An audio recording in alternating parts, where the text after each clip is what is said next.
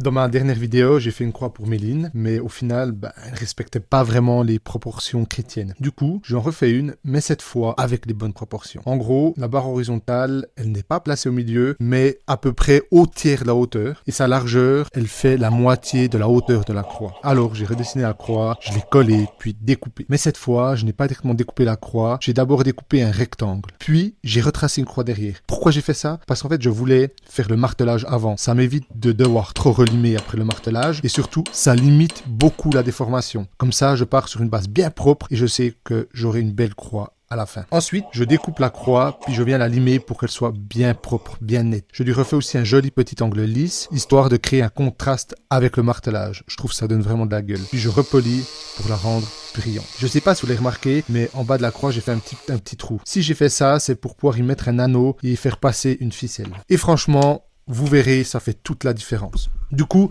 je fabrique mon petit anneau en argent. Il faut d'abord que je mesure bien pour que la ficelle puisse passer comme il faut dedans. Une fois que c'est fait, je le soude, je nettoie tout, et je fais des finitions pour que la croix soit vraiment bien nickel. Et voilà le résultat final. Grâce à cet anneau, je peux passer la ficelle sous la barre horizontale. Et ça rend, je trouve, beaucoup plus épuré en fait. Vous en pensez quoi? Vous préférez cette version ou l'ancienne?